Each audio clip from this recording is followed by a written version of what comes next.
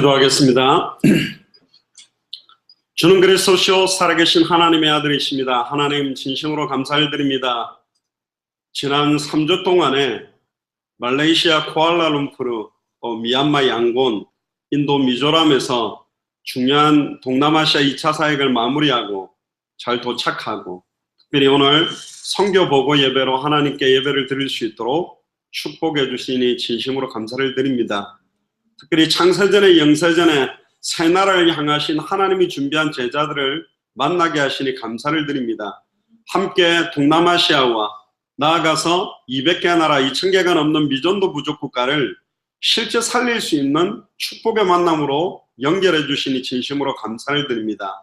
아직도 저희들이 이 복음 들고 들어가지 못하는 나라들이 너무나 많고 또 시급하게 기다리고 있는 교회들이 너무나 많이 있기 때문에 하나님 저희들에게 은혜를 부어주시며 능력을 내주시사 성령의 충만함으로 말미암아 동시에 모든 족속으로 제자를 삼으며 천하 만민에게 복음을 전하며 땅끝까지 이르러 증인될 수 있도록 저희들에게 은혜와 성령의 충만함과 이를 감당할 수 있는 경제력과 이를 감당할 수 있는 그리스도의 제자들과 이를 감당할 교역자와 중직자들이 계속적으로 세워질 수 있도록 마음껏 축복하여 주옵소서. 오늘도 특별히 말씀을 통해서 새 힘을 얻기를 소원하며 또 하나님의 새로운 기도 제목들을 붙들기를 소원하오니 능력으로 함께 하시고 축복하여 주옵소서. 감사를 드리며 2000년 전 십자가 부활로 모든 문제를 끝내시고 지금 우리 안에 성령으로 계시는 주 예수 그리스도 이름으로 기도드리옵나이다. 아멘. 오늘 제목이 다시 오실 그리스도입니다. 마태복음 24장 14절 말씀입니다. 구약 성경의 핵심은 오실 메시아에 대한 약속이죠. 그리고 신약 성경은 그 메시아가 오셨다. 그런데 그분이 바로 예수님이다. 이런 증거를 나타내는 겁니다. 그런데 대부분 많은 지금 전 세계 교회들이 여기까지만 주로 이제 가지고 있지 새로운 약속, 처음부터 주셨던 이 예수 그리스도께서 다시 오신다에 대한 속히 오실 그리스도를 간절히 바라보고 기다리는 초대교회의 마라나타 신앙 자체를 지금 잃어버린 사람들이 너무나 많이 있습니다. 근데 참 재미난 사실 하나는 저희들이 미주 지역이나 중남미나 유럽이나 진짜로 성경의 복음과 성경의 전도가 통하는 사람들은 성경의 끝도 다 가지고 있어요. 그게 너무너무 신기하다는 거예요. 보통 현세적인 교회, 이 땅에서의 축복, 이 땅에서의 교회 성장, 이 땅에서의 축복받기를 원하는 게 보통 교회들인데 순수한 예수가 그리스도라는 성경의 복음이 통하는 사람들은 다시 오실 그리스도를 다 기다리고 있어요. 중남미에서도 마라나타 신앙에 대해서는 시비 거는 사람이 하나도 없었어요. 그 수많은 목사님들이 다 맞대요. 혹시 시비를 거는 사람이 있다면 너무 예수가 그리스도라는 걸 너무 많이 이야기한다. 그러면서 우리한테 질문한 게 뭐냐면 혹시 성부 하나님과 성령 하나님을 안 믿는 거 아니냐. 그래서 저희들이 삼위일체와 성경이라는 항목을 나중에 넣은 겁니다. 왜 삼위일체 하나님을 안 믿습니까? 그러나 성부 하나님을 만나는 길이 예수 그리스도고 예수를 그리스도로 알고 믿고 영접해야 성령 하나님이 우리 안에 거하게 되는 거고 구약시대 때는 아무나 야훼, 여호와 이름을 못 부르게 만들었어요. 그래서 다른 걸로 우리의 피알 바에시오, 요셋이요, 여호와 니시, 여호와 삼마, 여호와 라파 막 이러면서 다른 어떤 명칭으로 부르려고 많이 몸부림친 겁니다. 왜? 여호와의 이름을 망령되게 일컬지 마라. 저희 아버지 성함 물으면 예, 장자, 봉자, 식자십니다. 이렇게 한자씩 떼서 아버지 이름도 부르는데 여호와 이름 함부로 유대인들은 부르지를 못했어요. 그런데 이제는 누구든지 부를 수 있는 이름을 준 게 예수 그리스도라는 이름입니다. 만물이 그에게로부터 나왔고 그에게로 돌아간다. 하나님이 창조한 거 아닙니까? 맞습니다. 근데 처음부터 성삼위 하나님이 창조하셨어요. 우리가 우리의 형상대로 우리가 사람을 만들고 단수 복수 형태의 용어를 썼기 때문에 처음에는 구약에는 유일하신 하나님, 저도 고신측에서 잘 아는데 한 분이신 하나님이라는 걸 주로 강조해서 많이 들었어요. 너희 하나님은 유일하신 참 하나님이시요 한 분이시다. 그래서 저는 한 명에 대한 개념, 그리고는 이제 신약에 와서 동정녀 마리아 몸에 예수 그리스도가 태어났다, 이런 개념을 어릴 때부터는 잘 알았는데, 성경을 읽어보면 읽어볼수록 처음부터 성삼위 하나님이 동시에 역사하셨어요. 아담은 오실자의 표상이라 그랬습니다. 그는 보이지 않는 하나님의 형상이다, 예수 그리스도의 형상대로 만들었고, 경작하며 다스린다라는 그 경작하다는 용어도 제사장이 사용하는 용어를 썼고, 하나님 앞에 말씀을 더 받아서 에돔 동산 중앙에 있는 선악을 하는 나무의 열매를 바라보고 하나님과 대화한 게 선지자적인 사명이요, 많은 짐승들에게 이름을 지어주고 에덴 동산을 통치했던 것도 왕적인 사명. 처음부터 선지자직, 제사장직, 왕직에 대한 개념이 들어가 있었어요. 그리스도답게 아담을 만들었는데 말씀을 정확하게 알지 못하고 정확하게 믿지 못하고 순종하지 못한 결과로 다 잃어버렸기 때문에 첫사람 아담으로 말미암아 사망이 들어와서 마지막 아담을 준비한 게 창세기 3장 15절입니다. 여자의 후손을 내가 보내겠다. 이제 흙으로 만든 게 아니고 여자의 후손, 동정녀 마리아 몸에 남자의 씨가 아니라 성령으로 말미암아 잉태할 죄 없는 몸으로 오실 선지자적인 사명, 뱀의 머리를 박살낼 왕적인 사명, 발꿈치가 상하게 되므로 대속의 죽음을 예비하는 제사장의 사명, 이 세 가지를 합해서 성취시킨 분이 예수 그리스도거든요. 근데 중요한 건 뭐냐, 이 예수가 그리스도라는 복음을 가졌다면 반드시 다시 오실 그리스도를 향한 끝을 못 봤다. 그러면 이 복음은 개인 구원에 머무르게 되겠습니다. 굉장히 성경대로 전도운동하는 사람 많이 봤습니다. 저도 많이 있습니다. 그런데 끝을 보지 않고 하는 전도는 개교의 부흥이나 단체 부흥에만 안주된다는 거예요. 모든 족속 천하만민 땅끝을 향해 다시 오실 그리스도를 바라보는 끝을 보고 간다라는 것은 틀립니다. 자, 우리가 오늘 예배를 마치고 예를 들면 속초를 한번 갑시다. 속초 설악산 요즘 단풍이 지고 이러니까 한번 가면 좋겠습니다. 그렇게 하면 속초라는 설악산이라는 목표가 딱 정해지면 어떻게 갈까요? 자전거를 타고 갈 수도 있고, 걸어갈 수도 있고, 자동차를 타고 갈 수도 있고, 고속버스를 타고 갈 수도 있어요. 또 양양까지 아예 비행기를 타고도 갈 수 있어요. 어떻게 하면 빨리 갈 수 있는가라는 부분들이 달라지게 돼 있어요. 근데 어디로 갈 줄 모르고 한번 나가봅시다. 어디 갈 건데 모르겠어요. 일단 가봅시다. 나가는 순간부터 방황하는 거예요. 사거리가 나와도 방황하고, 랩턴을 해도 라이턴을 해도 직진을 해도 뒤로 가도 다 이게 틀린 거예요.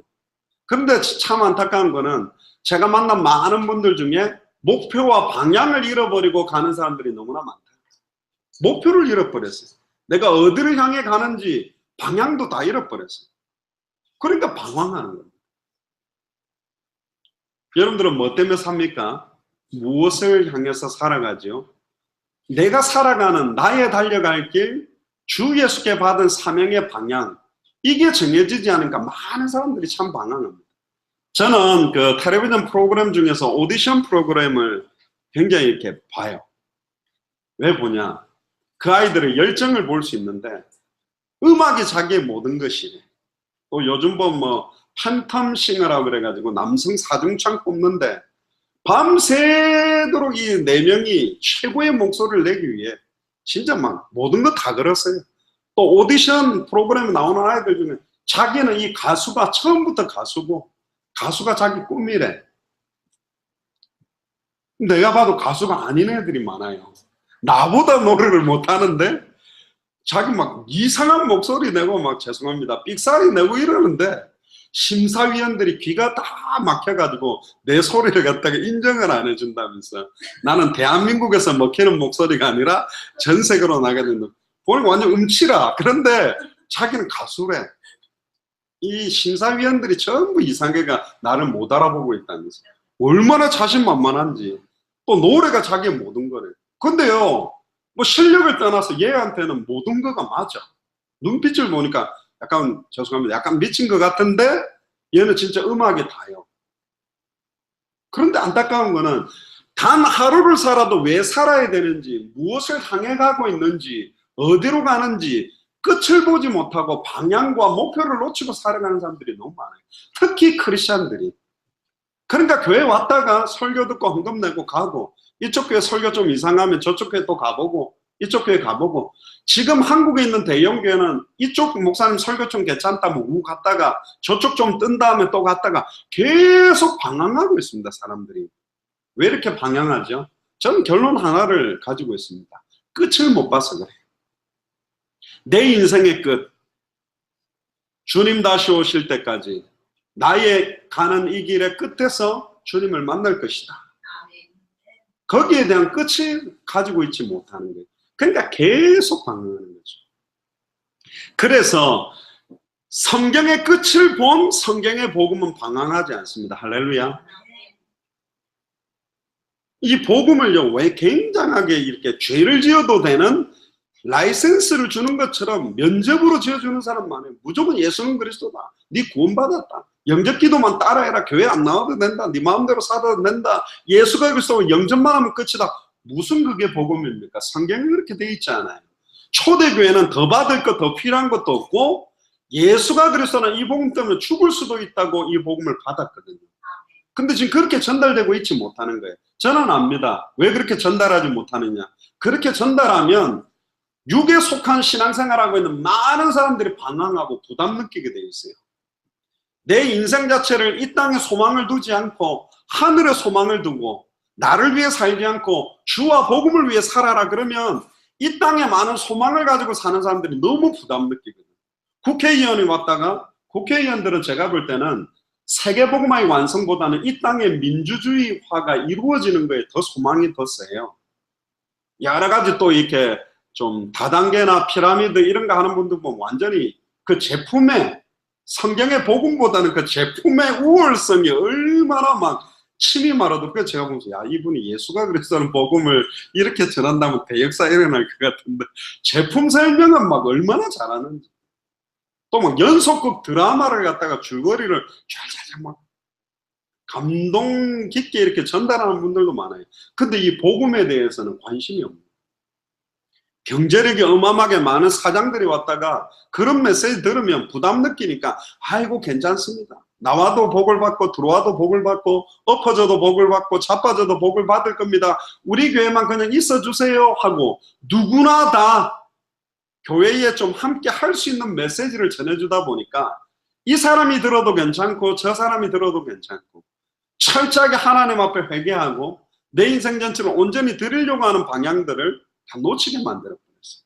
그러니까 교회 설교가 절에서 하는 유명한 요즘 텔레비전에 유명한 스님이 말하는 내용이나 뭐 유명한 신부님이 말하는 내용이나 또 굉장히 이렇게 좋은 생각, 아름다운 옛날에 막 그런 이야기들 그런 거 써놓은 이야기하고 별반 차이가 없는 내용들이 지금 강단에서 나가고 있는 거죠. 끝을 보지 못하는 전도는 개교의 부흥이나 단체 부흥을 향해서 방법으로 사용될 수밖에 없어요. 그래서 이 세 가지는 삼위일체처럼 성경의 복음을 가진 사람에게는 반드시 성경의 전도운동이 일어나게 돼 있고 성경의 전도운동이 일어나는 사람은 성경의 끝을 향해서 뛸 수밖에 없습니다. 아멘입니까? 아멘. 자, 그런 각도에서 오늘 제목이 다시 오실 그리스도입니다. 진짜 주님 오시나요? 아멘. 2017년이 됐는데도 안 오고 계세요. 그래서 파루지아 논쟁이라고 1세기에 일어났습니다. 그래서 안 오신다. 그렇게 딱 결론 내리는 그룹이 나왔고 또 심지어 이미 오셨다. 초대교회 오순절 마가의 집 다락에 성령 충만 임한 게 그때 온 거다. 근데 아니죠. 다시 오실 그리스도가 오시면 뒤에도 나옵니다만은 양과 염소를 나누어서 천국으로 우리를 옮기시게 되는데 아니잖아요. 그리고 또 뭐라고 하냐? 아직도 먼 훗날에 온다. 그리고 또 이제 자유주의 쪽에서는 그게 뭐 중요하냐? 오는 게 중요하냐? 아니다. 내 마음에 하나님의 나라가 임한 자체가 중요하다. 개념적으로 사상적으로 이걸 뒤바꾸어 놨어요. 그래서 실제적으로 다시 오시겠다라고 말씀하셨던 그리스도의 언약 자체가 지금 거의 사라져버렸어요. 또 어떤 사람은 곧 온다고 막 학교도 가지 마. 일도 하지 마. 우리끼리 모여서 흰옷 입고 벌떡벌떡 뛰면서 주 예수여 오시옵소서 다윗 선교처럼 며칠 몇 시에 온다 이러면서 벌떡벌떡 뛰고 난리예요. 여러분들 다윗 선교회를 우습게 보면 안 됩니다. 그 사람들이 전 세계적으로 그때 10월 며칠인가 뭐 온다고 했잖아요. 어떤 목사님이 내가 가가지고 그 다미성교회가 말하는 날짜와 시기가 틀렸다는 걸 내가 증명해서 여러 사람을 데리고 나오겠다고 몇몇 목사님이 들어갔는데 아니 증인이 돼버렸어. 10월 며칠로 온다고 뭐. 왜? 전석에 동시적으로 벽에 손가락이 나타나서 10월 며칠을 딱 쓰기 시작하고 환상을 보는데 전부 10월 며칠이라고 환상을 보고 예언을 하는 거예요. 이건 맞다. 그 정도로 강력하게 때와 시기와 날짜를 갖다가 완전히 혼미케 만들어버린 거예요.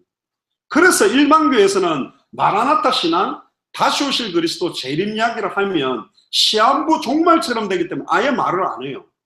또 베레아의 김기동이라는 목사님이 귀신론이라는 걸 주장해가지고 사람은 120년으로 딱 제한됐는데 예를 들어서 60살 때 딱 죽었으면 60년 동안은 귀신이 돼서 또 돈다는 거예요.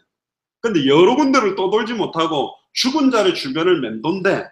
그래서 고속도로에서 교통사고 났다. 그래 거기서 2살 때 죽었다 그러면 118년 정도를 거기에서 살아야 되는데 자기가 딱 천국을 가든 지옥을 가든 빠져나오려면 대신 누군가를 잡아서 딱 죽이고, 그래서 거기 기다리고 있다가 다른 차가 오면 팍 잡아서 미끄러지게 만들거나 핸들을 돌려서 막 부딪히게 해서 그 사람을 붙들어 매놓고 자기는 슉 올라가고, 그래서 사고 나는 데서 계속 난다 뭐 이상한 무속인 비슷하고 뭐 이상한 논리를 주장하는 거예요.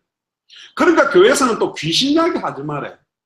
그래서 요즘 교회에서 귀신 사탄 이야기하면 꼭 보면 배려하다고 이야기해버리고, 다시 오실 그리스도나 재림 이야기를 하면 시한부 종말이냐 이렇게 말하는 것 같아요. 누구의 전략이라고 보세요? 사탄의 전략이에요. 양측이 목동처럼 만드는 거예요. 여기저기서 귀신 이야기, 기침하는 것도 귀신이다, 뭐 눈 아픈 것도 이래가 완전 귀신 자체, 사탄론 자체를 이상하게 만들어 놓고, 다시 오실 그리스도에 대한 이 귀중한 성경 66권의 최종적인 목표의 방향을 완전히 이상한 사람들이 뒤흔들어 놔서 아예 기다리지도 않고 중요하다고 생각하지 못하는 거예요. 그런데 그날은 도적같이 임할 거라 그랬어요. 기름을 준비한 슬기로운 처녀만이 신랑 되시는 예수님을 맞이할 수 있다는 거예요. 그래서 여러분들 깨워야 됩니다. 정말 깨어있어요. 자, 1번 보세요. 예수님은 재림의 약속을 분명하게 하셨습니다. 요한복음 14장 1절에 3절에 보니까 너희는 마음에 근심하지 말라. 하나님을 믿으니 또 나를 믿으라. 내 아버지 집에 거할 곳이 많도다. 그렇지 않으면 너희에게 일렀으리라. 내가 너희를 위하여 거처를 예비하러 가노니 가서 너희를 위하여 거처를 예비하면 내가 다시 와서 너희를 내게로 영접하여 나 있는 곳에 너희도 있게 하리라. 어떤 사람들은 지상낙원, 이 땅에서 사는 것처럼 말합니다만 아닙니다. 반드시 주님이 천국으로 가서 거처를 예비하면 다시 오셔서 우리를 거기로 옮겨 가시겠다고 되어 있어요. 아멘입니까? 이대로 믿으면 돼요. 그 성경대로 믿으면 돼요. 어렵지 않아요. 자, 그런데 문제는 뭐냐? 그러면 예수님은 왜 아직까지 안 왔냐? 건축 능력이 떨어져 가지고 아직도 짓고 계시냐? 아니요. 성경 66권을 볼 때 복음을 전하고 있는 자의 발걸음에 아직도 이 복음을 듣지 못한데 이 복음을 들어야 될 사람들이 많기 때문에 주님은 전도자들의 발걸음과 이 거처가 완성되는 시간표를 같이 맞추어 놨다는 거예요. 할렐루야. 그래서 지금 시급한 겁니다. 추수할 곡식들이 씌어졌는데 어떤 분들은 그러죠. 아이고 주님 좀 빨리 오세요. 빨리 오시면 내가 너무 좋겠네요. 그렇게 말하는 사람이 있습니다. 근데 거꾸로 보면 지금 내 남편도 내 아이들도 내 가족들이 아무도 이 복음을 받지 않았다면 빨리 와버리면 어떻게 돼요? 그러니까 너무너무 애타는 거예요. 이분들은 가족 복음화를 위해서 내 자녀들 복음화를 위해서 애타게 밤낮 부르짖는데 그 밤낮 부르짖는 기도의 소리도 하나님 듣고 계시고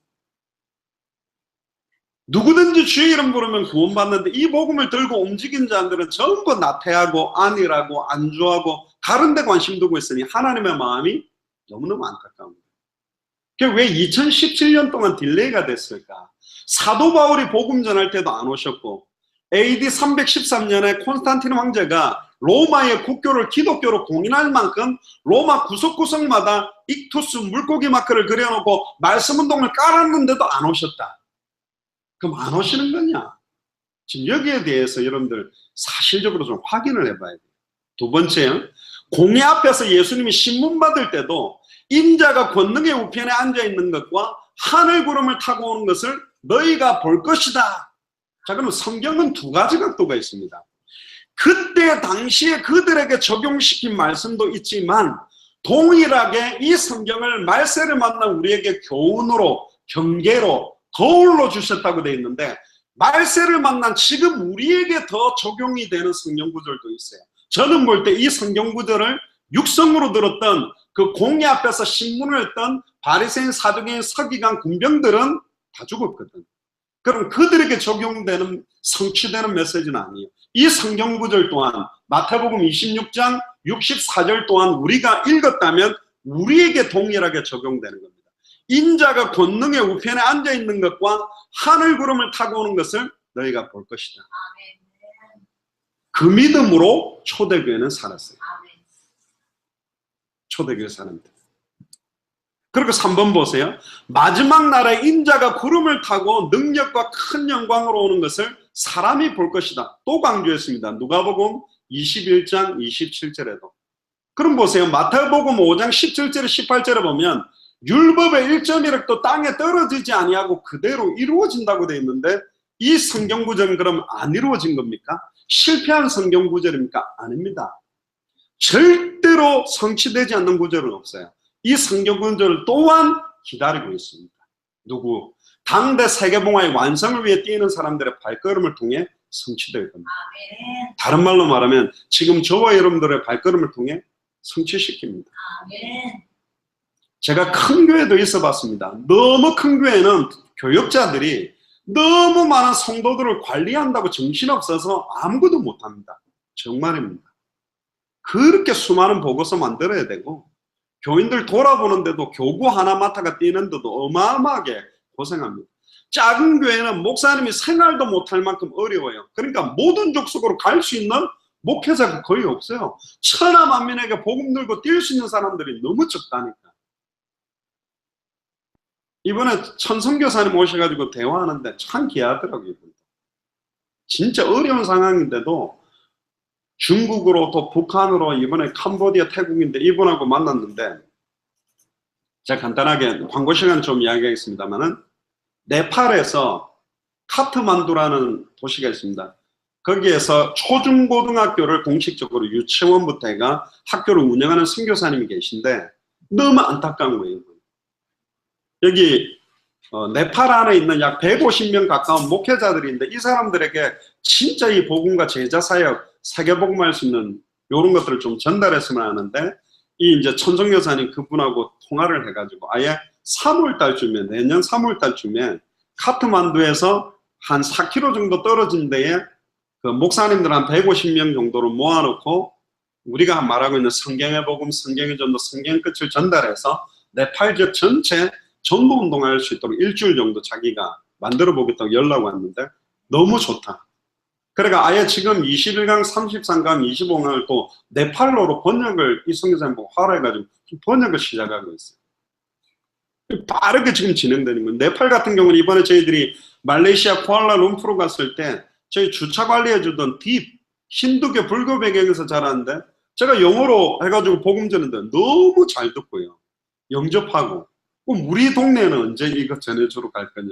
자기가 내년 11월에 일 마치는데 같이 들어가죠. 근데 벌써 3월에 먼저 들어가면 분명히 저는 확신합니다. 네팔에 150명 정도 모여지는 그 목회자들 가운데 이 딥이 살고 있는 동네에 사역하는 목사님이 있을 거다. 그럼 너희 가족들 제가 연락처 다 받아왔거든. 가서 복음 전하다. 나중에 선교 보고 때도 이야기하겠습니다만 로스만 같은 경우도 완전 모슬림권 사람인데 호람 목사님 복음 전하는 것도 예수님 구주로 영접하고 미얀마에서 택시 기사인데 앞에다가 불상 갖다 놓고 운전하는 사람인데도 복음 전하는데 이 사람 예수님 구주로 영접하고 안 그래도 자기가 옛날부터 기독교인들이 자꾸 막 교회에 뭐 예수님 이야기를 했대요. 근데 안 들었는데 영접하고 33강 받고 너무 좋아. 연락처 제가 다 줬거든요. 저는 개인적으로 확신합니다. 또 한 분은 연락 왔어요. 춘천에 계실 때 강원대학교가 저는 춘천에 있더라고요. 이번에 부산에서 전도사고시도 학회가 막 1년에 몇백 명씩 전도를 했대. 근데 주변 부교역자들한테 너무 막 핍박 아닌 핍박을 받아가지고 나와가지고 그냥 난 전도사 안 할란다. 그 부산에서 춘천까지 와가지고 피치콜, 피자와 치킨을 콜하면 다 갖다 주는 그 춘천대학교 후문에서 하고 계신데 우리 메시지를 2년 전부터 듣고 있었대요. 내가 전도사인데 지금 이거 피자, 치킨 이거 콜하고 갖다 주니까 너무 그 사명 때문에 막 이러고 있다가 드디어 연락이 와가지고 모르겠는데 혹시 춘천대학교 쪽으로 오실 수 있나요? 아니 이름도 말해주고 뭐 누구라 이거 갑자기 춘천대학교 후문으로 오실 수 있나요? 아니 춘천대학교가 제가 어디 있는지 대학사학에는 좀 그런 저는 강원대학교 저는 어디 있습니까? 뭐 삼척에 있습니까? 속초에 있습니까? 그랬더니 춘천에 있대요. 강원. 그래 캠퍼스가 있어요. 그래 이제 그 후문으로 이제 가는 걸로 그렇게 제가 월요일이나 화요일쯤에 가서 만나게 됐거든요. 참 현장에 열정 가지고 우리 소식 다 알아요. 안 그래도 말레이시아, 미얀마, 인도 같은 자기 다 알고 있다.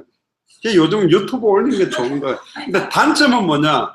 천성교사 그래 목사님 왜 블랙리스트에 올라간지 아세요? 이름만 치면 유튜브에 별것 다 올라와 있어가지고 중국에서 막아놓은 거 못 들어온다. 나는 그거 참 좋겠네. 이름을 한번 바꿔볼까.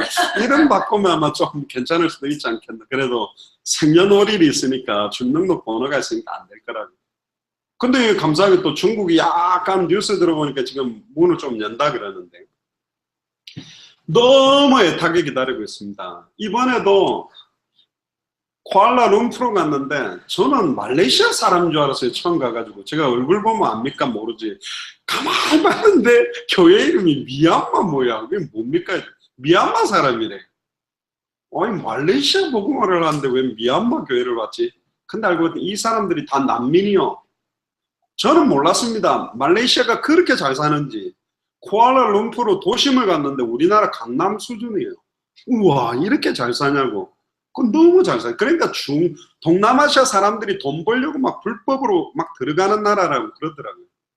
근데 거기 있는 사람들이 유엔에서 난민으로 지정된 사람들이라 호주나 미국으로 가기 위해서 하는데 난민은 유엔에서 구호물자를 주던 것들 다 차단되고 너무 어렵게 사는데 애기 엄마들.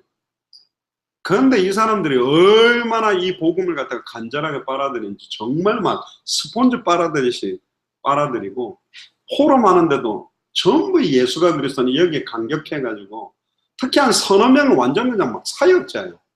완전히 종교와 복음이 다른 이유 삼중직에 대한 원색적 복음에 대한 것 막 포럼하는데 야 너무 감사해요. 그리고 미얀마 양곤에서도 이번에 지난번에 우리가 갔다 오고 난 다음에 5개 주에서 목회자들하고 선교사들이 10여 명이 뭐 전체 평신도도 있었습니다만은 5개 주에서 와가지고 자기들 생명 걸고 이 복음 전하겠다. 이런 목사님들이 지금 일어나고 이번에 인도 미조람에서도 80명 신학생들인데 하루에 2끼 먹더라고요. 너무 어렵더라고요. 우리는 뱃살이 너무 쪄가지고 문제인데 너무 많이 먹어도 그런데 막 이 친구들이 얼마나 순수하게 복음 받는지 이렇게 많이 기다리고 있는데 충격적인 사실은 이 세 개 나라마다 그리스도라는 단어 뜻도 처음 들었고 왜 삼중직인지 특히 인도 미조람의 그 곰돌이 닮았다는 목사님 조셉이라는 목사님인데 이분도 박사학위를 가지고 있는데 처음 들었대요. 삼중직이 어떤 의미인지를. 너무 충격적이지 않습니까? 이름에 대한 비밀이. 어떤 분들은 맨날 그 선지자 재상왕 강조해야 되느냐 그러는데 우리 교회라도 강조를 좀 해야 돼요. 왠지라면 가보세요. 이 그리스도 단어 뜻도 지금 모르는 상황 같아요. 초대교회 이후로 예수가 그리스도의 의미가 2000년 동안에 너무 희미해져 버렸어요. 그게 뭔데? 뭐 예수가 그리스도건 선지자건 제사장이건 왕이건 그건 뭐라고? 아무 의미를 지금 가지고 있지 못하는 게 현실이에요. 근데 이 복음 받은 사람들이 눈물을 흘리면서 특히 그 말레이시아 쿠알라룸푸르에 있는 그 남자 집사님 가정 마지막에 우리 식사 대접한 분은 바로 제자 한 명을 삼아가지고 33강 주고 자동차 뭐 관련 회사 다니는데 사장한테 복음 전해가 예수가 그리스도로 말씀운동 바로 끝나자마자 시작하고 나 보니까 제일 뜨겁게 시작되는 곳이 좀 말레이시아 같아요. 자, 그러면 두 번째입니다. 예수님은 언제 재림합니까? 아이, 맨 나라 가서 좀 이거 했다고 과연 그게 되는 거냐? 아니, 그렇지 않아요. 보세요. 여리고 성을 무너뜨릴 때 기생 라합 가정 딱 한 가정 건져내고 무너뜨려 버렸어요. 인자의 임함이 노아의 때하고 똑같다 그랬거든요. 노아 식구 8명 살리고 다 죽이고 세계복음화를 당대에 완성한 적이 한 번 있습니다. 그래서 인자가 오는 게 노아의 때하고 똑같다. 노아의 때가 뭐냐? 노아의 때 보면 예수님 말할 때 별거 없어요. 사람들이 먹고 마시고 시집가고 장가가고 하다가 죽었대. 먹고 마시고 시집가고 장가가는 게 뭐 나쁜 겁니까? 그런데 우리 복음으로 보면 예수가 그리스도는 의미 모르고 먹고 마시고 시집가고 장가가는 모든 게 죄예요. 뭐 특별하게 소돔과 고모라 땅이 죄악이 어마어마하게 심해서 죽었냐? 예수님이 또 표현할 때 그들도 또한 먹고 마시고 시집가고 장가가고 자기 하고 싶은 인생 살다가 다 망했대요. 결국은 예수가 그리스도라는 의미와 주와 복음을 위해 살지 않고 내 인생을 사는 것 자체가 성경은 죄라고 말하고 있어요. 그거는 나를 위해 사는 거니까. 그럼 예수님이 주인 아니잖아요. 내 인생을 보면 내가 내 인생의 주인으로 사는 거죠. 이 말하면 나를 위해 사는 사람은 너무 부담되게 돼 있어요. 안 그렇겠습니까? 아, 그러면 지금 내가 하는 거 다 안 해야 되는 거 아니요. 나를 향한 하나님의 계획, 나를 향한 하나님의 소원, 나를 향한 하나님의 뜻을 붙들고 더 생명 걸고 뛰어야 된다. 나를 위해 공부하지 말고 세계복음화를 위해 공부하고, 나를 위해 일하지 말고 세계복음화의 완성을 위해서 더 일해야 되고 더 생명 걸고 해야 될 이유가 있다니까요. 아멘입니까? 뭐 피자를 만들든 치킨을 굽든, 옛날에는 먹고 살기 위해 피자 만들고 치킨 굽든, 지금은 세계복음화의 언약을 붙들고 강원대학 복음화의 언약을 붙들고 제사 잡는 언약을 붙들고 피자 굽고 치킨 굽는 건 다른 건 아니에요. 아멘입니까? 그 다르다는 의미를 깨닫는 순간부터 성령의 역사가 시작됩니다. 그래서 끝을 보고 살아가는 사람들은 달라요. 하루하루 사는 게 다르다니까. 똑같이 출근하는데 다른 인생이고, 똑같이 돈 벌러 다니는데 다른 인생을 사는 거라니까. 특히 예수님이 언제 재림하냐? 그날과 그때는 하늘의 천사도 아들도 그 누구도 모른다고 되어 있어요. 오직 성부 하나님만 아세요. 그러면 예수님이 모른다는 거냐? 아시죠? 하나님인데 왜 모르겠어요? 근데 아버지만 안다라고 말한 것은 전체 우주 만물을 창조한 위격에 대한 존중에 대한 겁니다. 성부 아버지에 대한 위격. 그러니까 성자로부터 성부가 나온 건 아니에요. 성부로부터 성자 하나님, 성령 하나님이 위격적으로는 위계 질서가 있단 말이죠. 그래서 아버지께 주권을 맡겨놓는 거란 말이에요. 그렇기 때문에 정확한 날짜와 시간을 말하는 개인과 단체는 이단과 사입입니다. 하나 더 말할게요. 절대로 안 온다라고 하고 먼 훗날이라고 관심 두지 않는 것도 제가 보면 이단 사이비적인 사상입니다. 영적으로 깨어서 근신하고 하루를 살아도 의미 있게, 왜 나는 오늘 하루를 살았고 내일은 왜 살아야 되는지에 대한 의미를 갖지 못하게 하는 것도 문제잖아요.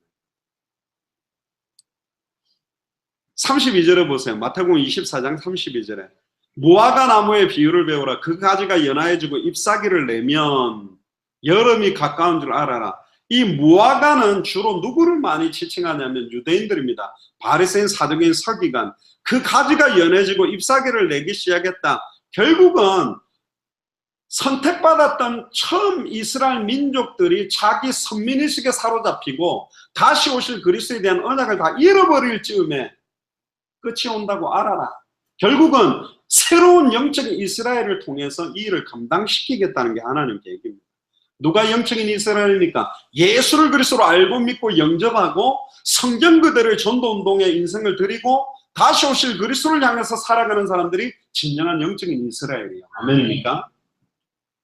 아담도 놓쳐버렸고 선택받았던 이스라엘도 놓쳐버렸던 그 언약을 지는 사람들이 나온다면 그들이 이 시대에 세계복음화를 완성하는 영적인 이스라엘이라는 의미를 지금 강조하고 있는 거죠. 근데 분명한 거는 천국 복음이 모든 민족에게 증언되기 위하여 온 세상에 전파되리니 그제야 끝이 온다. 자, 객관적으로 어떤 분이 그렇게 묻더라고요. 저한테 살 와가지고 목사님 진짜 당대 세계복음화 됩니까? 그러더라고요. 목사님이 땡감 지를 때는 되는 것 같이 되는데 진짜 되냐? 좀 만명교회 목사님이나 몇천명 교회 목사님이 당대 세계복음화 항상 그래 말이야 이 만명이 나가서 하면 휘저으면 끝나겠나 막 이런 느낌이 들 건데 뭐 몇십 명도 안 되는 것 같은데 땡감은 되게 치네. 과연 되나? 예레미야 5장 1절에 보면요. 예루살렘 거리로 나가서 하나님의 공의를 행하며 진리를 구하는 사람 한 명만 찾아도 그 성읍을 내가 용서하겠다. 아멘. 많은 사람이 하지 않았습니다. 예수님도 12제자, 70명 제자, 82명 세워놓고 올라가셨어요. 어찌 생각합니까? 저는 만명교회도 가봤습니다. 몇천 명 교회 부교육자도 해봤습니다. 흩어지면 생명운동, 말씀운동, 제자운동을 감당할 사람들 별로 없어요. 10,000명이든 10만 명이든 80만 명이든. 그래서 저는 옛날부터 그랬습니다. 저는 딱 82명 세우기를 원합니다. 그랬습니다. 사도 바울처럼 뛸 수 있는 사람 12명, 진짜 한 분야의 브리스길라 굴라, 루디아, 야손, 뭐 이디오피아 넷이 그런 70명, 70가지 분야에 리더할 수 있는 사람. 근데 또 뭐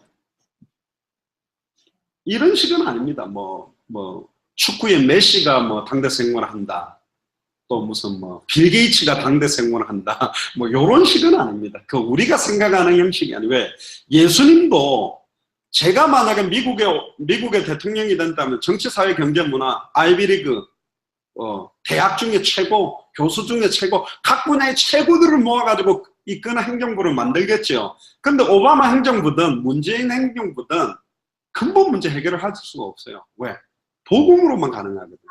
예수님은 그래서 예루살렘에서 제자를 찾지 않고 우리로 말하면 서울에서 찾지 않고 저기 변두리로 갔던 이유가 뭐냐? 결국은 말씀이 가라면 가고 말씀이 서라면 설 수 있는 제자를 찾은 거예요.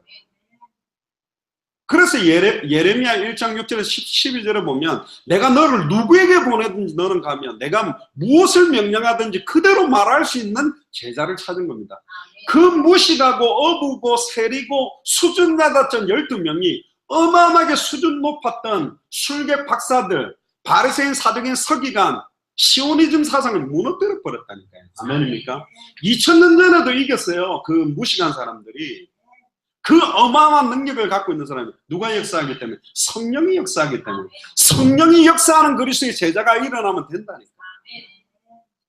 그래서 컴퓨터 분야에 제가 저번에 고신대학교 대학 전도사 때 그랬습니다. 고신대학교도 의대면 수준이 있거든요. 근데 애들이 약간 교만해, 의대생이라고. 그래 내가 그랬지. 기 좀 죽이려고 야 서울대, 연세대, 고려대 의대하고 고신의대하고 어디가 수준이 높냐 그러니까 당연히 위쪽이 높죠. 그 섬동네 송도에 있는 그 뭐 고신의대가 좋아봤자 얼마나 좋겠어요. 한 단계 더 들어갔죠. 제가 미국 사역을 했으니까.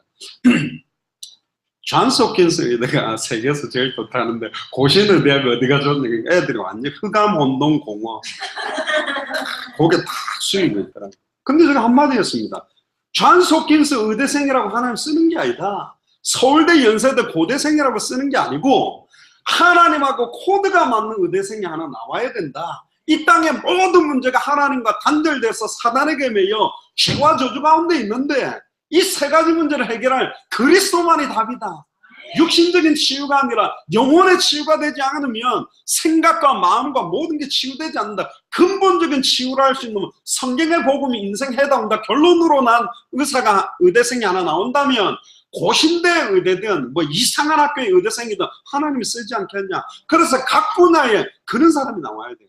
만약에 존스 홉킨스 의대생인데 성경의 복음 전도 끝에 모든 거 걸었다면 당연히 쓰죠. 그 대표적인 사람이 사도 바울입니다. 베드로도 썼지만 바울도 썼다는 거. 왜 바울을 썼습니까? 엘리트이기 때문에 쓴 게 아니요. 자기가 가지고 있는 모든 게 그리스도 앞에 배설물이고 내게 유익한 것들을 도리 해로 여기고 나는 그리스도께 붙잡힌 바 되기를 원한다. 자기 자신을 완전히 부인했기 때문에 쓰인 거라니까. 좀 배운 사람은요, 자기 배운 거 가지고 하려고 합니다. 아니요. 얼마나 배웠는데요. 진짜 엘리트 돼야 된다 그러는데 진짜 엘리트를 만나봤습니까? 진짜 엘리트들은 엘리트 되려고 안 한다니까요. 틀려요, 그냥 수준이. 살아도 한 일주일인가 공부 배워봤거든. 와가 간증하다. 너 누구한테 배웠냐? 하버드 대학교 4년 동안 A만 받고 졸업했어요. 그러니까 완전 픽업 당해요. 뉴욕의 어마어마한 기업에 다니고 있는데 여자거든. 딱 일주일 공부 배우더니 나한테는 말한 거, 엄마, 우리 학교 선생님 가르치는 거하고 틀리다. 벌써 틀려. 학교 선생님 가르쳐 주는 거하고 다르대. 가르쳐 주는 게. 괴물들이 있어요, 가면. 남들 일주일 동안 해갖고 만들어야 될 프로젝트를 한두 시간 만에 딱 정리해놓고 노는 애들이 있다니까. 저기 보선에 있는 윤장님도 이야기해요. 학생인데 1학년 들어왔는데 교수들보다 더 뛰어난 소리를 다 해버려요. 레포트를 내버려요. 그럼 교수들이 점수를 못 준대. 그냥 A 플러스를 줘야 된대.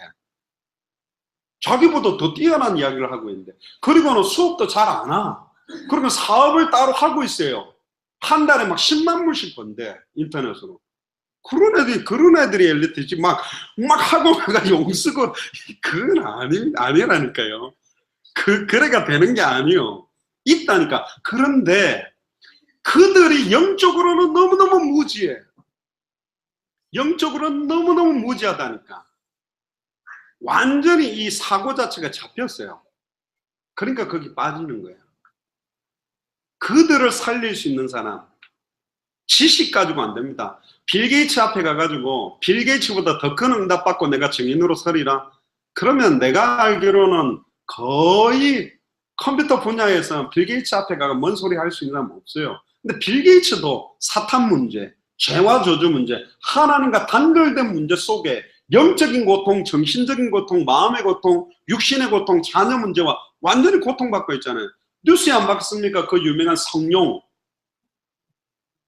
아들 완전히 사고치고 돈 안 내고 딸도 이상 문제. 지금 자녀들이 다 무너져 버리는 거예요.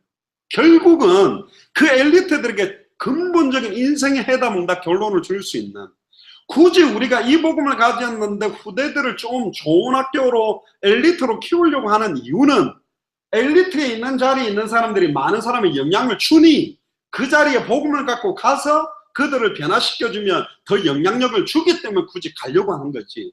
근데 많은 크리스찬 학생들은 그 자리가 좋은 거예요. 서울대가 좋고 막 삼성, LG 막 그런 대기업의 어떤 위치가 좋아서 간다니까. 그 반증이 뭐냐? 없어요. 그들을 살릴, 말하지 않고는 견딜 수 없는 구원의 감격과 복음의 은혜가 없다니까. 가가 뭐 갖고 바꿀 건데. 제가 그때 미국의 워싱턴에 굉장히 유명한 기업 사장하고 학생들 몇 명하고 만난 적이 있었습니다. 완전히 진짜 회의실죠. 버튼 딱 누르니까 컴퓨터가 쫙 다 올라오고 와가지고 벌써 틀려 분위기가. 근데 거기서 내가 이제 인턴십식으로 이렇게 하면서 그분들도 만나가 이야기를 좀 하고 내가 전도 자료를 조금 놔두고 왔어요. 난리가 나. 그 회사에 제 이름이 또 블랙리스트로 올라갔어요. 전도 자료를 놔뒀다는 거예요. 여러분들 안 가봤습니까? 엘리트 사회에서는 종교에 대한 이야기를 한다? 아예 회사 안에서 말도 못하게 돼 있다니까. 소위 말하면 사드락, 메삭, 아벳느고, 다니엘 같은 상황이에요. 뭐밖에 없어요? 기도밖에 없다니까. 시간 정해놓고 기도하면 하나님이 그 상황 현실을 다 뒤집어서 나라왕 다리오 왕하고 느부갓네살 왕이 두 손을 들고 하나님 살아있다고 인정할 수밖에 없는 일을 하나님이 이렇게 몇 명이 했는데요. 4명입니다. 다니엘 1명, 사드락, 메삭, 아벳느고 3명. 몇천 명이 하는 게 아니라니까. 똑같아요, 지금도. 사도 바울하고 함께 뛰었던 사람이 로마서 16장, 고린도 16장, 골로새서 4장에 전체를 모아도 100명이 안 됩니다. 그 사람이 일어났는데 로마 전체에 영향을 줬다니까요. 소수라니까. 무리를 가지고 하는 게 아니에요. 제자 몇 명이 일어났냐? 10,000명이면 뭐합니까? 10만 명이면 뭐합니까? 그들 한 사람 가슴에 예수가 그리스도의 언약을 전달 안 했다면 그 목회자는 싹군이 되는 거고 하나님 앞에 책망받을 거예요. 정확한 복음으로 한 사람 한 사람 무장 못 시켰다. 그렇게 큰 적 어디 있어요? 매주일마다 교회 그렇게 수십만 명씩 가득 채웠는데 근본 문제와 해답에 대한 답도 안 줬다. 얼마나 하나님 앞에 책망받겠어요. 그래서 저는 조금 나아요. 할렐루야. 이게 아는 분들이 있어. 막 저는 큰 교회 가봤거든. 껌 씻고 눈 감고 안 들어 그냥 계속 졸고. 저런 분들에게 복음 전달이 어려운데 그래도 잘 됐다가 이제 빨리 가야 돼요 지금. 그래서 세계복음화의 완성과 다시 오실 그리스도의 재림의 시간표하고는 밀접한 관계가 있다. 그래서 좀 시급한 겁니다. 근데 시급한 사람들이 별로 없어요. 이 땅이 좋고 성도들이 밥도 잘 사주고 편안하게 신방하면서 알콩달콩 재밌으니까 이제 목회를 그렇게 하고 있다면, 근데 지금 복음 못 듣고 있는 지역도, 우리가 갔던 미조람 같은 경우는 95%가 기독교입니다. 처음 봤어요. 그런 도시를 주일날 가게를 싹 다 닫았어요. 여는 데는 주유소밖에 없어요. 그거 전부 그 옛날에 우리 빨간 성경책 들고 다 교회 간다고 걸어가고 있더라고요. 교회도 그 산동네에 있는 미조람에 1000개가 있는데, 근데 충격적인 거, 미조람 바이블 컬리지 학생들의 고백이 뭐냐? 그리스도라는 단어를 자기들은 처음 들어요. 의미가 뭔지. 근데 그리스도 하니까 기름 부음 받은 자라고 대답한 애는 있었어요. 근데 그 의미가 뭐냐? 몰라. 그 새 직분이 어떤 의미냐? 몰라. 근데 이 친구들이 자기 가족들한테 전하는데 가족들이 크리스찬인데도 이거 안 받아들인다 그래요. 너무 안타까워하는 애들도 있고. 예수님은 제자들에게 너희들이 살아있는 동안에 내가 올 거라고 말했습니다. 근데 거짓말했어요. 예수님 안 왔거든. 거짓말했나요? 마태복음 10장 23절에 보면 이 동네에서 박해가 일어나거든 다른 동네로 피해라. 이스라엘의 모든 동네를 다 다니지 못하여서 인자가 올 거다. 이스라엘 동네 자체가 강원도보다 작습니다. 그럼 금방 놀 수 있잖아요. 벌써 한 번에 3,000제자, 남자만 5,000, 이디오피아 넷이, 사마리아 성도 뒤집어지고 곧 끝난다고 생각을 했다니까. 왜? 예수님이 죽었다가 부활할 것도 3일 만에 이루어졌죠. 40일 동안에 부활하신 몸 보여주고 승천했다가 성령으로 임할 성취도 딱 10일 만에 성취됐거든. 그리고 예루살렘에 온 유대까지 3,000제자, 남자만 5,000 퍼지니까 금방 끝난다 그렇게 믿었습니다. 그들은. 사마리아 성도 빌립이 혼자 들어갔는데 뒤집었다 그러지. 이디오피아라는 나라에 네시가 복음 받고 들어가서 이디오피아에도 복음 들어가. 다 끝났구나 그렇게 알고 있었다니까 12제자는. 그런데 시간이 가고 사도들이 한 명씩 한 명 죽는데도 안 오는 거예요. 그래서 사도 바울은 로마도 보아야 되겠다. 서바나까지 가이사 앞에 서야겠다. 스페인까지 가면 끝나는 줄 알고 갔지만 사도 바울도 죽어버렸어요. 그런데 250년 뒤에 로마의 국교로 기독교를 공인할 만큼 복음화된 게 아닙니다. 정치적 기반으로 보니까 집집마다 저 익투스 마스크가 있으니 콘스탄틴 황제가 그 정치적인 기반을 딱 안듯이 문재인 대통령이 촛불 저 배경을 딱 물고 들어갔듯이 이걸 이제 흡수하는 식으로 한 거예요. 국교로 기독교를 공인한 거지. 이제는 기독교가 아니면 핍박을 받는 시대가 됐거든요. 그러니까 또 이상하게 된 겁니다. 그래서 중세 1000년 동안에 완전히 변질돼 버린 거예요. 완전히 이상하게 돼버렸다니까.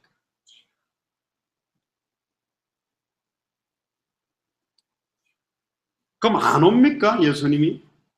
특히 제가 늘 강조하던 마태복음 16장 28절, 마가복음 9장 1절, 누가복음 9장 27절에 진실로 너희에게 이르노니 여기 서 있는 사람 중에 죽기 전에 인자가 그 왕권을 가지고 오는 것을 볼 자들도 있다. 공간복음 3번에 똑같이 강조했습니다.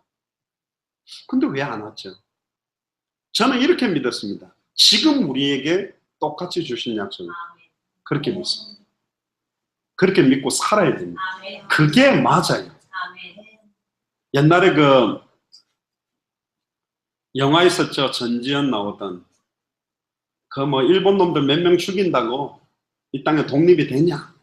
그러니까 그 전지현이 대사 중에 그래도 나는 독립을 향해서 독립이 될 때까지 싸우고 있다는 걸 보여주기 위해서 싸운다.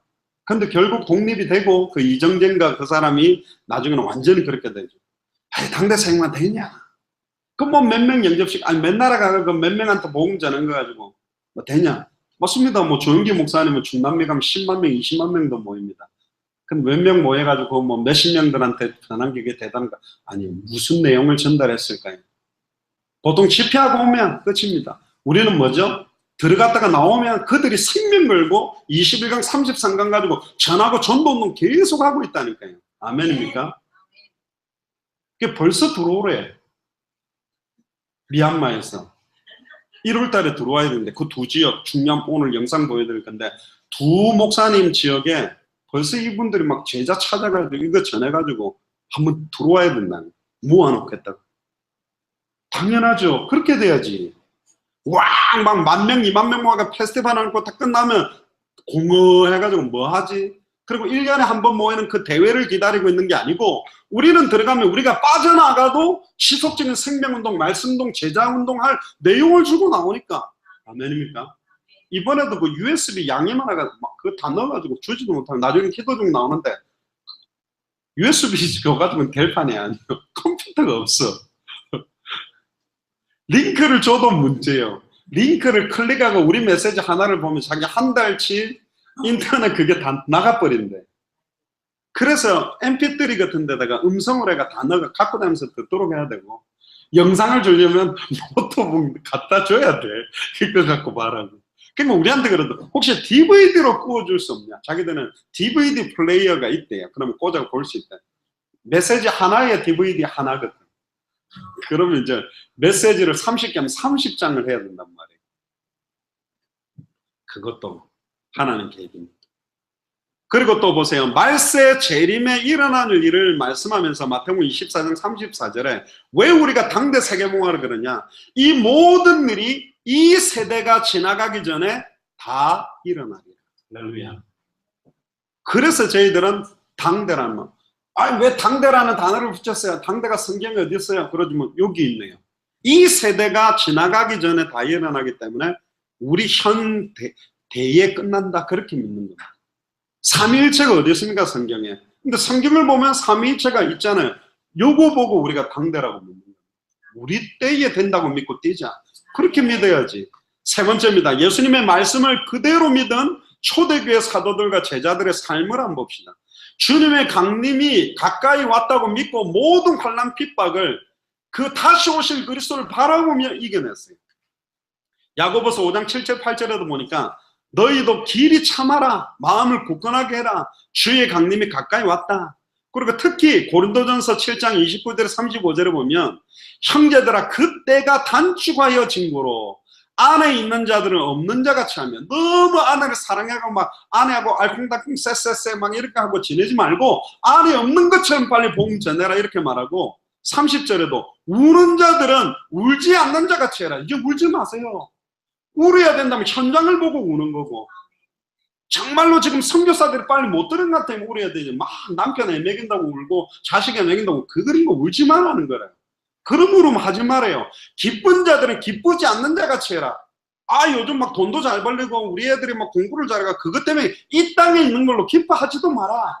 현장은 지금 다 보고 듣지 못하고 흥함 운동 공간 가운데 있으니, 또 매매하는 자들은 없는 자같이 해라. 막 잘 팔고 장사되는, 장사 안 되는 것처럼. 그러니까 진짜 중요한 우선순위가 뭔지, 영적인 우선순위를 깨달아라. 지금 이렇게 이야기합니다.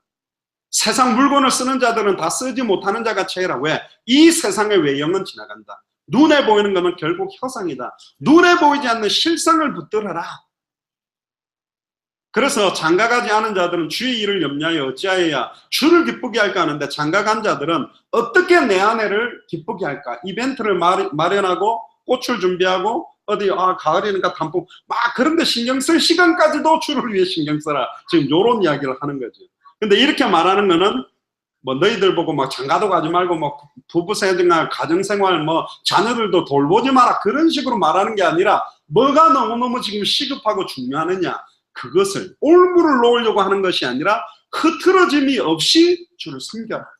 항상 최우선 순위가 뭔지를 알아라. 그걸 지금 사도 바울이 이야기하는 거고, 세 번째로 주님의 재림을 기다리는 자들을 비방하고 조롱하는 자들이 많습니다. 무슨 당대에서 그런 소리가 어디 있어? 뭐 세계복음화가 돼? 그런데 재미난 거는 2000년 전에도 그런 말을 했습니다. 베드로후서 3장 3절에 10절에 보니까 말세에 조롱하는 자들이 와서 자기 정욕을 따라 행하며 조롱합니다. 자기 하고 싶은 거대로 하고 있는 사람들이 이런 이야기를 합니다. 주께서 강림한다는 약속이 어디 있냐? 뭐 전부 다 처음과 같이 읽지 않느냐?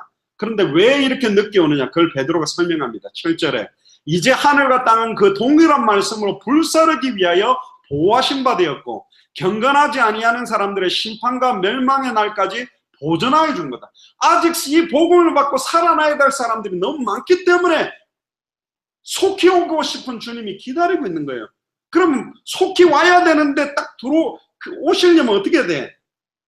영생주식으로 작정된 자 200개 나라 2000개가 넘는 미존도 부족 국가마다 이 정확한 복음을 딱 증거해주는 발걸음에 모든 예수님의 스포트라이트는 집중되는 거예요. 그러니까 스데반이 정확한 복음을 전할 때 보좌에 일어나서 스데반의 용을 받은 것처럼 이 복음을 들고 움직이는 자의 발걸음에 하나님의 모든 관심이 집중되어 있는 거고 8절에 죽기에는 하루가 1000년 같고 1000년이 하루 같다는 걸 잊지 말아라. 그러면 2016년이면 지금 이틀 조금 지난 거예요. 예수 하나님한테는. 많이 된 게 아니라니까. 우리한테는 수천 년 이야기하지만 하나님 앞에서는 이틀 조금 지난 거예요. 근데 한번 보세요. 수많은 사람들이 아무 의미 없이 죽은 사람 많잖아요. 근데 성경은 누구를 중심으로? 성경의 복음을 가진 자들을 중심으로, 성경의 전도운동을 하는 사람들 중심으로, 성경의 끝을 향하여 뛰는 사람들 중심으로 인도받고 있는 거예요. 자화자찬은 아니고 한 가지는 감사한 건 있습니다. 저희들이 말하는 성경의 복음을 어떤 나라든지 가서 이야기했을 때 이게 정말 성경이 말하는 복음이 맞다고는 그들이 다 인정을 해요.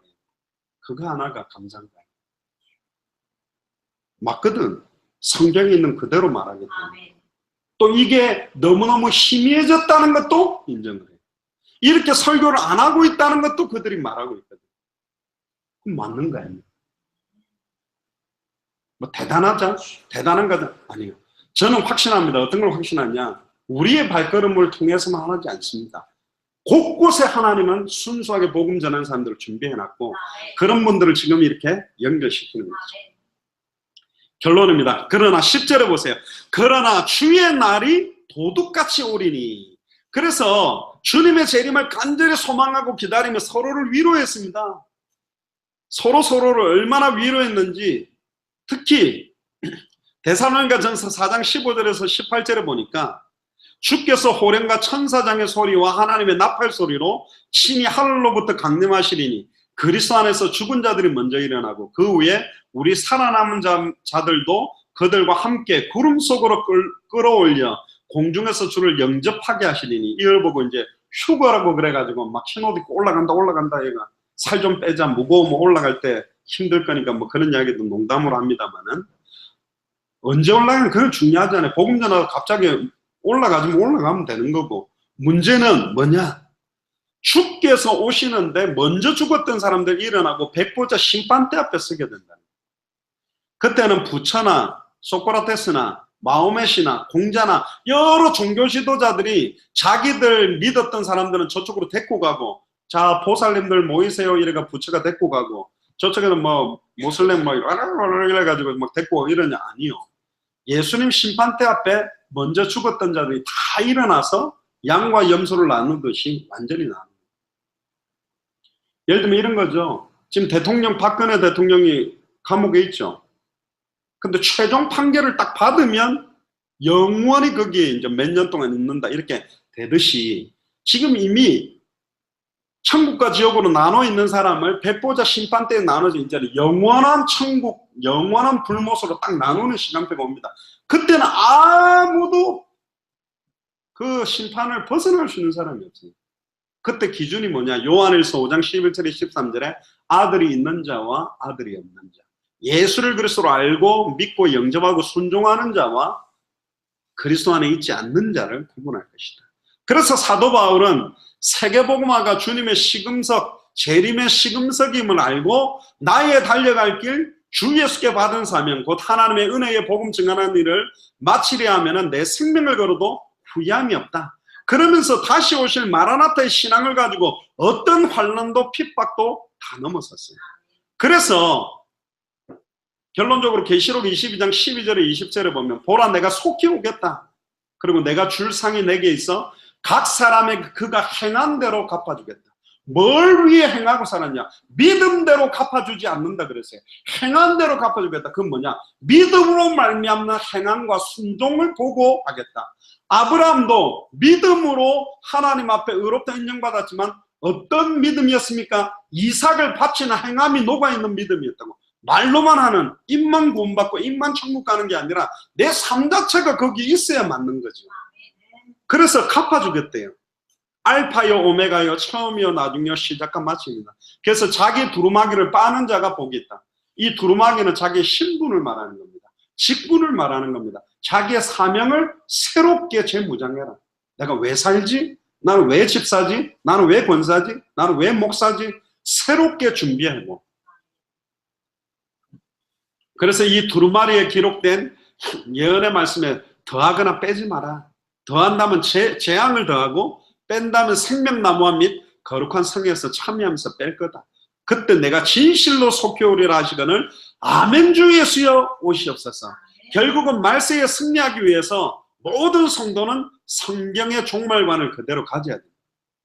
전부 이게 변질됐고 틀렸거든요. 그래서 신앙생활의 끝이 뭐냐? 당대 세계복음화 주림의 재림을 보고 끝을 보고 믿고 재림신앙 마라나타의 신앙을 가지고 오늘을 살아가는 사람은 일반 성도들하고 완전히 다른 삶을 살게 돼 있어요. 다른 삶을 사는 겁니다.